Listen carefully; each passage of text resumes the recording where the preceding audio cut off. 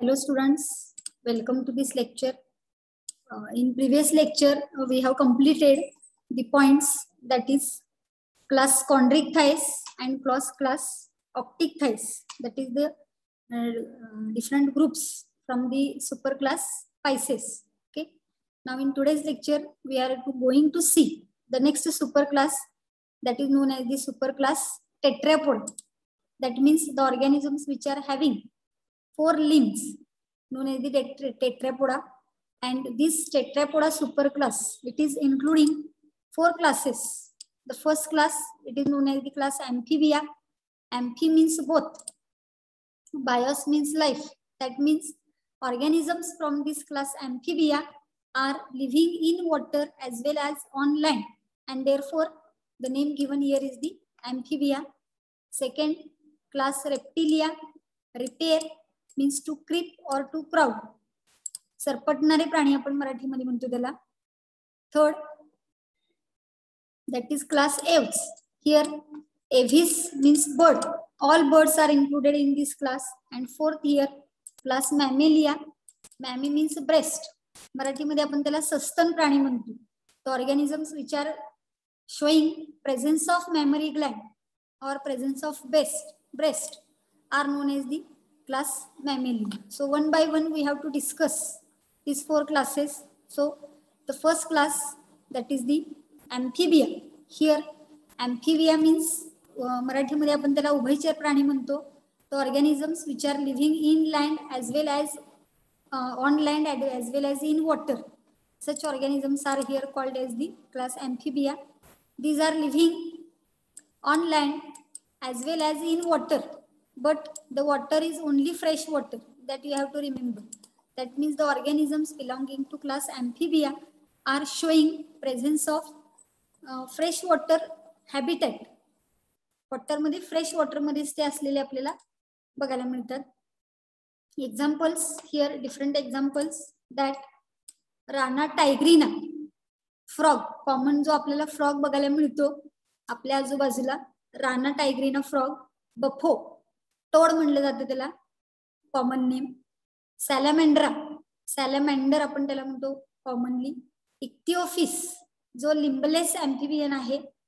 आणि हायला म्हणजे tree frog त्याला म्हणलेलं आहे. So let us see the pictures.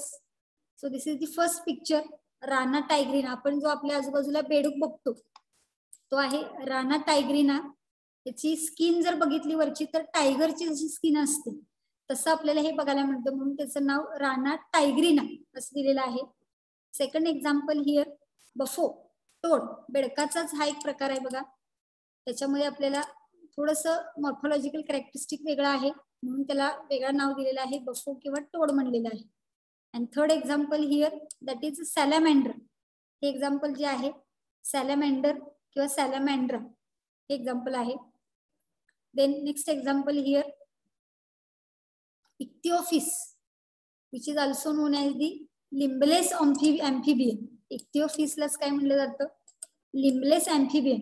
That name and that example you have to remember. Limbless म्हणजे याला पाय असत नाही, पण हा अँफिबियन आहे, कारण त्याच्यामध्ये बाकीची कॅरेक्टरिस्टिक फीचर दिसताना हा थोडासा तुम्हाला स्नेक सारखा दिसतो बघा, सापासारखा दिसतो, पण रेप्टिलियन कॅरेक्टरिस्टिक्स याच्यामध्ये बघायला मिळत नाहीत, अँफिबियन कॅरेक्टरिस्टिक्स बघायला मिळतात, म्हणून ह्याला लिम्बलेस अँफिबियन असं नाव दिलेलं आहे कॉमनली, इक्थिओफिस. आणि नेक्स्ट एक्झाम्पल आहे हायला, ज्याला आपण ट्री फ्रॉग म्हणणार आहे, झाडावरती आढळणारा बेडूक, tree frog. Okay, so these are the examples belonging to class Amphibia. Now the characteristic features here. The first characteristic feature here, these are the carnivores. That means all the animals belonging to this class amphibia are carnivorous. म्हणजे मांसाहारी आपल्याला हे प्राणी असलेले बघायला मिळतील. Next, these are poikilothermic, that is cold blooded animals in which body temperature changes according to the change in the surrounding temperature. This characteristic is same as we have seen in the superclass Pisces.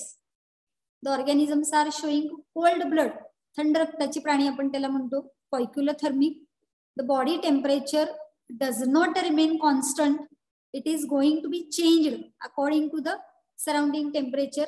That condition here it is known as the poikilothermic.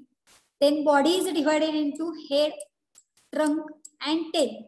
Neck is absent, त्याच्यामध्ये neck नसते, मान नसते. In some adult tail is absent. जसं बेडूक बघितलं आपण, तर adult बेडकामध्ये आपल्याला शेपूट बघायला मिळत नाही, पण त्याचं बेडकाचं जर आपण पिल्लू बघितलं, बेडूक मासा आपण त्याला म्हणतो, टॅडपोल, लार्वा, फ्रॉग, त्याच्यामध्ये मात्र टेल प्रेझेंट असते. त्यामुळं generally commonly body division is showing 3 parts: head, trunk and tail, and neck is absent, and in some adult tail is absent. Okay.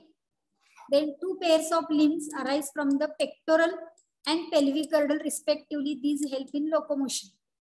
तर यांच्या बॉडीमध्ये लिम्स म्हणजे जे पाय आपण म्हणतो ते पाय कुठून अराईज झालेले असतात, तर पेक्टोरल गर्डल आणि पेल्विक गर्डल म्हणलेले. पेक्टोरल गर्डल पासून 2 लिम्स आणि पेल्विक गर्डल पासून 2 लिम्स. आता हे पेक्टोरल गर्डल किंवा पेल्विक गर्डल म्हणजे काय आहे, तर आपल्या शरीरामध्ये असणारे ते बोन्स आहेत, हाडं आहेत. आपल्याला सुद्धा आपले जे हात आहेत दोन, ते हात कशाला जोडलेले असतात, तर बॅक साईडला इथं पेक्टोरल गर्डल असतात 2. त्या 2 पेक्टोरल गर्डलला आपले हे 2 हात काय केलेले असतात, जोडलेले असतात. तसंच खालच्या बाजूला जिथं आपले पाय जोडलेले आहेत त्या ठिकाणी पण बोन आहे, त्याला पेल्विक गर्डल म्हणले जाते. तसेच सेम पेक्टोरल गर्डल आणि पेल्विक गर्डल हे स्ट्रक्चर या अँफिबियन ऑर्गॅनिझम मध्ये पण बघायला मिळतं. आणि लिम्बचा वापर लोकोमोशनसाठी पायांच्या साहाय्याने त्यांच्यामध्ये हालचाल होते. In frogs webs are present in between the digits which help to swim. The बेडूक जो आहे तो पाण्यामध्ये राहतो, आपल्याला माहिती आहे. त्यामुळे फ्रॉग सारख्या अॅनिमल मध्ये वेब्स प्रेझेंट असतात, म्हणजे त्याच्या हाताची जी बोटं आहेत किंवा पायाची जी बोटं आहेत आपण म्हणूया, त्यातल्या 2 बोटांच्या मध्ये पडद्यासारखं स्ट्रक्चर असतं. तर डायग्राम मध्ये बघूया म्हणजे तुमच्या लक्षात येईल. So this is the example of frog and you can see here this is the web. म्हणजे समजा आहे आणि हे बोट असेल तर त्याच्यामध्ये हे असं पडद्यासारखं स्ट्रक्चर असतं. समजा इकडे अजून एक बोट आहे, इथे एक पडदा आहे, इकडे अजून एक बोट आहे, तर इकडे पडद्यासारखं स्ट्रक्चर असतं. तर याला काय म्हणलं जातं, वेब म्हणलं जातं. म्हणजे पडद्यासारखं स्ट्रक्चर, की पाण्यामध्ये त्यांना पोहता यावं, वल्लवण्यासारखं पायाचा वापर तिथे केला जातो वल्लवण्यासाठी, आणि त्यामुळे तो स्विम करू शकतो. Okay. Next characteristic here, skin is moist, glandular with mucus glands and without scales. Skin जी आहे ती बघा मॉइस्ट असते, ऑलवेज मॉइस्ट आहे. त्यांची त्वचा कधीही कोरडी असत नाही. All amphibians are showing skin which is moist and it is glandular with mucus gland and without scales. यांच्या बॉडीवरती स्केल्स असत नाहीत. Scales are present in the Pisces group. Chondrichthyes आणि ऑस्टिक थायस मध्ये आपण स्केल्स बघितले बघा, प्लॅकवर्ड स्केल आणि टिनॉइड किंवा सायक्लॉइड स्केल, खवले असतात. तसे खवले यांच्या बॉडीमध्ये प्रेझेंट असत नाहीत. पण स्किन कशी आहे, मॉइस्ट आहे. ग्लँड्युलर म्हणजे ग्लँड्स आहेत, त्याच्यामधून म्युकस, चिकट पदार्थ आहे म्युकस, तो सिक्रेट केला जातो. जसं आपल्या बॉडीवरती स्किन आहे, आपल्या स्किन मध्ये पण ग्लँड्स आहेत. स्वेट ग्लँड किंवा सिबॅसियस ग्लँड आपण म्हणतो. घाम येतो आपल्याला, तर त्या घाम कशामुळे येतो, तर आपल्या स्किन वरती काय आहे, स्वेट ग्लँड्स आहे. तशाच ग्लँड्स आपल्याला यांच्याही बॉडीमध्ये बघायला मिळतात, फक्त त्याला म्युकस ग्लँड म्हणलेला आहे. म्युकस म्हणजे चिकट पदार्थ सिक्रेट केला जातो, म्हणून त्याला स्किन ग्लँड्युलर विथ म्युकस ग्लँड म्हणलेलं आहे. Okay. Exoskeleton is absent. It is also important characteristic feature in these organisms. Exoskeleton is absent म्हणजे त्वचेवरती कोणत्याही प्रकारचे एक्झोस्केलेटन असत नाही. Prominent year drums or tympanic membranes are present on the lateral sides of the head. Let us see in the diagram here. Tympanum किंवा tympanic membrane किंवा ear drum, lateral side head आहे हा, आणि head मध्ये डोळ्याच्या खालच्या बाजूला इथे दिसतोय बघ, त्याला टिम्पॅनम किंवा टिम्पॅनिक मेम्ब्रेन किंवा इयर ड्रम म्हणलं जातं, ज्याला आपण मराठीमध्ये कानाचा पडदा म्हणतो. आपल्याही कानामध्ये इयर ड्रम किंवा टिम्पॅनिक मेम्ब्रेन असतो, फक्त तो आतमध्ये आहे. आपल्याला फक्त हे 2 कान दिसतात बाहेरच्या बाजूला, पण ऍक्च्युअल कानाचा पडदा कुठं असतो, कानाच्या आतमध्ये असतो. तसं यांच्यामध्ये पण लॅटरल बाजूला, ह्या बाजूचा एक, तसंच पलीकडच्या बाजूला एक असतो, त्याला टिम्पॅनम किंवा टिम्पॅनिक मेम्ब्रेन म्हणलं जातं. ते प्रॉमिनंटली प्रेझेंट असतं, म्हणजे इझिली आपण बघू शकतो. आयलिड्स आर प्रेझेंट. आयलिड्स त्यांच्यामध्ये प्रेझेंट असतात. आयलिड म्हणजे आपलं, आपण डोळा झाकू शकतो, पण झाकण्यासाठी आपल्याला पण डोळ्याला आयलिड आहे, तर तसे आयलिड्स त्याच्यामध्ये सुद्धा बघायला मिळतात. त्यानंतर circulatory system is closed type. Heart is 3 chambered. Ventral RBCs are biconvex nucleated. Closed circulatory system हे तर कॅरेक्टरिस्टिक फीचर आपल्याला माहितीच आहे. All chordate organisms are showing closed circulatory system. आणि हार्ट मात्र इथं 3 चेंबर पासून बनलेला आहे. In Pisces we have seen the 2 chambered heart is there, 1 auricle and 1 ventricle. पण इथं हार्ट किती चेंबर पासून आहे? 3 चेंबर पासून आहे. 2 असतात ते ऑरिकल्स असतात आणि 1 असतो तो व्हेंट्रिकल असतो. म्हणजे वरती 2 कप्पे असतात, खाली एकच कप्पा असतो. असे टोटल तुम्हाला 3 कप्पे हृदयामध्ये बघायला मिळतील. व्हेंट्रल सरफेसला हार्ट आहे आणि आरबीसीचा शेप हा बाय कॉन्व्हेक्स असतो. बाय कॉन्व्हेक्स म्हणजे काय? हा असा शेप आपल्याला बघायला मिळतो, दोन्ही बाजूने बहिर्वक्र. हा कॉन्व्हेक्सचा शेप आहे इकडच्या बाजूला आणि हा इकडे पण कॉन्व्हेक्स आहे, म्हणून बाय कॉन्व्हेक्स म्हणले जातात. आणि न्यूक्लिएटेड म्हणजे काय? तर त्याच्यामध्ये न्यूक्लियस प्रेझेंट असतो, म्हणून याला बाय कॉन्व्हेक्स न्यूक्लिएटेड स्ट्रक्चर. हे कशाचं असतं? तर आरबीसीचं असतं. Okay. Next characteristic feature, excretory products, digestive waste and gametes are released through a common chamber that is known as the cloaca. म्हणजे यांच्या बॉडीमध्ये ज्या वेळेला एक्सक्रिशन होतं, युरिन वगैरे तयार होतं किंवा डायजेस्टिव्ह वेस्ट मटेरियल जे आहे आणि गॅमेट्स हे सगळं बाहेर टाकण्यासाठी त्यांच्यामध्ये कॉमन चेंबर आपल्याला बघायला मिळतो, त्याला क्लोएका असं म्हणलं जातं. तर इथे एक स्ट्रक्चर डायग्राम बेडकाचं दाखवलेलं आहे बघा. इथे एक कॉमन चेंबर असतो, त्याला क्लोएका म्हणले जातं. याच्यामधूनच युरिन बाहेर टाकलं जातं, याच्यामधूनच डायजेस्टिव्ह वेस्ट बाहेर टाकलं जातं आणि याच्यामधूनच गॅमेट सुद्धा ड्युरिंग सेक्शुअल रिप्रोडक्शन गॅमेट सुद्धा याच्यातूनच आपल्याला बाहेर टाकलेले बघायला मिळतात. Okay. Next, respiration by skin, lungs and mucopharynx.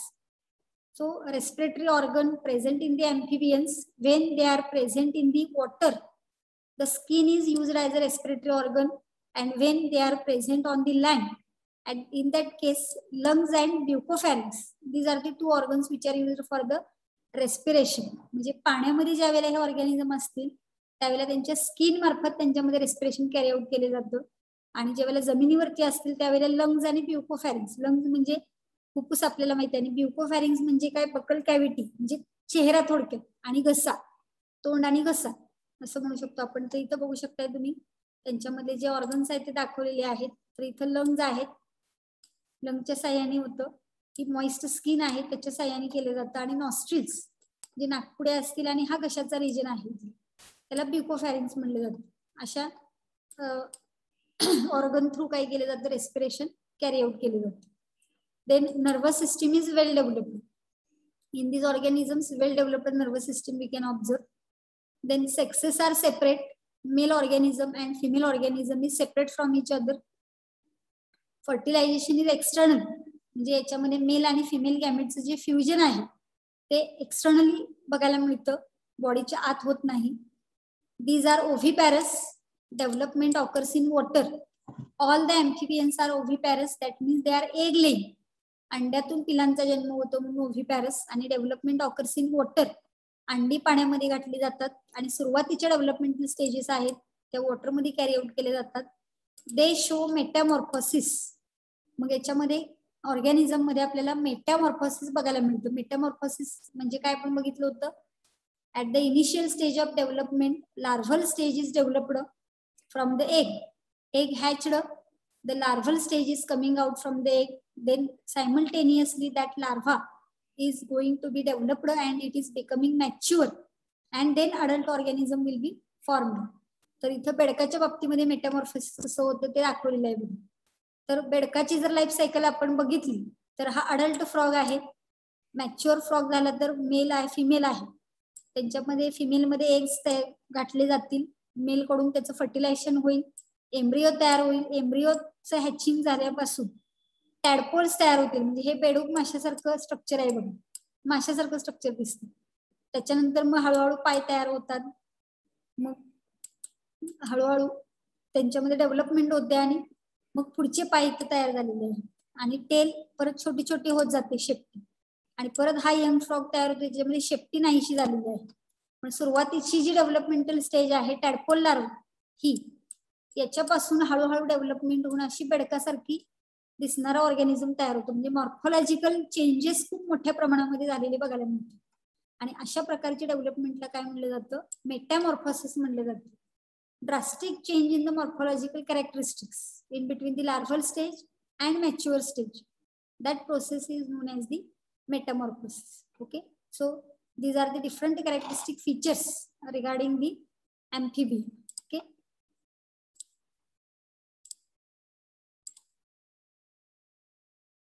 So the next class we have to discuss here, that is the class Reptilia. Here Reptilia Marathi मध्ये आपण त्याला सरपटणारे प्राणी म्हणतो. These are also known as the crawling animals. Crawling म्हणजेच काय, सरपटणारे.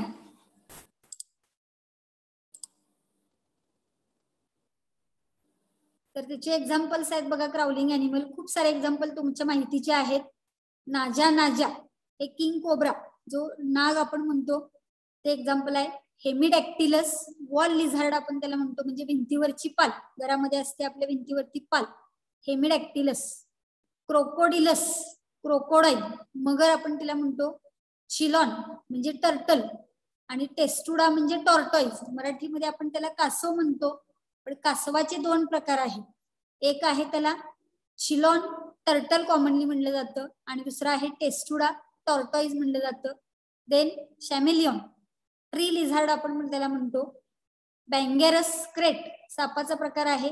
वायपेरा viper हा पण सापाचा प्रकार आहे. वन बाय वन आपण एक्झाम्पल्स बघूया. So this is the first example from the reptilia. नाजा नाजा त्याला किंग कोब्रा म्हणलं जातं, ह्याला नाग आपण मराठीमध्ये म्हणतो. देन हेमिडॅक्टिलस वॉल लिझार्ड भिंतीवरची पाल. देन क्रोकोडिलस क्रोकोडाईल मगर आपण म्हणतो. The next example here Chelone turtle कासव आपण त्याला म्हणतो. सेकंड टेस्टुडा टॉर्टॉइज हा पण कासवच आहे, फक्त दोन्हीमध्ये काय फरक आहे तो नंतर सांगते तुम्हाला. आणि शॅमेलियन म्हणजे ट्री लिझार्ड, रंग बदलणारा सरडा आपण त्याला म्हणतो शॅमेलियन. त्याच्यानंतर बँगेरस क्रेट हा सापाचा प्रकार आहे, अतिशय विषारी साप असतो. या पद्धतीच्या अंगावरती त्याच्या पट्टे असतात. आणि अजून एक सापाचा प्रकार आहे व्हायपेरा वायपर, त्याच्यावरती अशा पद्धतीचे बॉडीवरती आपल्याला पट्टे असलेले बघायला मिळतात. म्हणजे सापाचे सुद्धा खूप सारे प्रकार आहेत. इथे आपण 3 प्रकार, एक नाग बघितला आता नाजा नाजा कोब्रा, त्यानंतर हा बँगेरस त्याला क्रेट म्हणलं जातं, आणि व्हायपेरा व्हायपर त्याला मनेर आपण म्हणतो क्रेटला बघा. आणि व्हायपर म्हणजे फुरसे प्रकारचा साप, फुरसे म्हणतो. आणि बँगेरस क्रेट म्हणजे मनेर असं म्हणलं जातं. ओके, हे सगळे एक्झाम्पल्स आहेत. आणि what is the difference between this turtle and tortoise. Here we have to see tortoises spend more time on land. Tortoise म्हणजे जास्ती काळ जमिनीवरती राहणारे जे असतात कासव, कासवाच्या प्रकारामध्ये जे कासव जास्ती वेळ जमिनीमध्ये राहतात, जमिनीवर राहतात, त्याला टॉर्टॉइज म्हणायचं. And turtles are adapted for life spent in water. Maximum पाण्यामध्ये जे राहत असतात कासव त्याला टर्टल्स म्हणलं जातं. हा बेसिक डिफरन्स आहे त्याच्यामध्ये. आणि दुसरा एक डिफरन्स आपल्याला असं सांगता येईल की शक्यतो गोड्या पाण्यामध्ये आढळणारे जे आहेत त्याला टॉर्टॉइज म्हणलं जातं, आणि खाऱ्या पाण्यामध्ये आढळणारे जे आहेत त्याला टर्टल म्हणलं जातं. हाही एक आपण डिफरन्स लक्षात ठेवू शकतो. पण मॅक्झिमम डिफरन्स हा आहे की जे कासव जमिनीवरती त्यांचा जास्ती टाइम स्पेंड करतात त्याला टॉर्टॉइज म्हणायचं, आणि जे पाण्यामध्ये जास्त स्पेंड करतात त्याला टर्टल म्हणायचं. Okay, next these are first 2 terrestrial vertebrates. पहिले जमिनीवरती राहणारे वर्टिब्रेट ऑर्गॅनिझम म्हणून रेप्टिलियन ग्रुपला इथं ओळखलं जातं. फ्यू मे बी ॲक्वेटिक और semi aquatic also found in marshy area. आता यातले सुद्धा बरेचसे ऑर्गॅनिझम ॲक्वेटिक आहेत, जसं आपल्याला कासव माहिती आहे, मगर माहिती आहे, काही साप आहेत, काही सेमी ॲक्वेटिक आहेत, थोडं पाण्यावरती थोडं जमिनीमध्ये वरती, असं पाण्यामध्ये आणि जमिनीवरती, आणि काही मार्शी एरियाज मध्ये आढळतात. Most of them are carnivorous, मांसाहारी आहेत. हे सुद्धा पॉइक्युलोथर्मिक आहेत. Cold blooded animal, body temperature changes according to the change in the surrounding temperature, same characteristic feature आहे आपण बघितलेलं. लोकोमोशन ऑकर्स बाय लिम्स, पायाच्या साहाय्याने लोकोमोशन होतं. Limbs have well developed pentadactyl digits and claws. This help the animal to walk or creep. आता याचे जे limbs आहेत, पाय आहेत, त्याला काय असतात, पेंटाडक्टाइल डिजिट्स म्हणजे 5 बोटं असणारे डिजिट्स 5 असतात. आणि क्लॉज म्हणजे त्या बायांची बोटं असतात त्याला नख्या असतात, आणि त्या नख्या असल्यामुळे ते व्यवस्थित चालू शकतात किंवा क्रीप करू शकतात. फॉर एक्झाम्पल इथं स्ट्रक्चर दिसते बघा, हे त्यांचे लिम्स आहेत, इथं दाखवलेलं आहे बघा, 5 डिजिट आहेत आणि त्याला समोर नख्या आहेत. असं जे स्ट्रक्चर असतं त्याला पेंटाडक्टाइल डिजिट म्हणलेलं आहे. ओके, नेक्स्ट त्याच्यामध्ये फक्त snakes are limbless, they crawl on their belly. फक्त सापाला पाय नसतात, ते त्यांच्या पोटाच्या साह्याने क्राउल होतात. म्हणजे पोट खालच्या बाजूचं पोट असतं त्यांचं, त्याच्यावरती ते क्रॉल करतात. म्हणजे त्या पोटाच्या साह्याने ते सरपटतात जमिनीवरती. स्किन ड्राय नॉन ग्लँड्युलर, बघा अतिशय महत्वाचं कॅरेक्टरिस्टिक फीचर आहे. In amphibian skin is moist and glandular, but in reptilian skin is dry and non glandular. म्हणजे स्किन पूर्ण ड्राय असते, कोणत्याही प्रकारची ग्लँड स्किन वरती असत नाही. Lizards and snakes shed their skin periodically. तर सापाच्या बाबतीमध्ये माहिती आहे आपल्याला, साप कात टाकतो. म्हणजे त्याची जी वरची स्किन आहे सापाची कातडी, ती काही दिवसानंतर काय केली जाते, टाकली जाते आणि नवीन स्किन तयार होते. त्याला इथं म्हणलेलं आहे lizards and snakes shed their skin periodically. म्हणजे त्याला आपण मराठीमध्ये कात टाकणे म्हणतो. नवीन जुनी कातडी जाऊन नवीन कातडी येते. Exoskeleton is in the form of epidermal scales, plates, shields or scutes. आता याच्यामध्ये वेगवेगळ्या ऑर्गॅनिझम मध्ये वेगवेगळ्या पद्धतीचं एक्झोस्केलेटन आहे. बघा इपिडर्मल स्केल्स, सरडा वगैरे जर आपण बघितलात तर त्यांच्या बॉडीवरती स्केल्स असतात. प्लेट लाईक स्ट्रक्चर काही वेळेला बघायला मिळतात, किंवा सापाच्या बॉडीवरती स्केल्स असतात. आणि कासव वगैरे आपण बघितलं तर त्यांच्या बॉडीवरती आपल्याला एक मोठं टणक असं आवरण बघायला मिळतं कासवाच्या बॉडीवर, त्याला शिल्ड किंवा स्कूट म्हटलं जातं. Okay. Year drum is depressed. या ऑर्गॅनिझम मध्ये मात्र इयर ड्रम टिम्पॅनिक मेम्ब्रेन, कानाचा पडदा, हा प्रॉपर डेव्हलप झालेला असत नाही, तो डिप्रेस झालेला असतो. रेस्पिरेशन बाय लंग्स, लंगच्या मार्फतच रेस्पिरेशन होतं. Then circulatory system is closed type. Heart is ventral, not perfectly 4 chambered, that means 3 chambered आहे.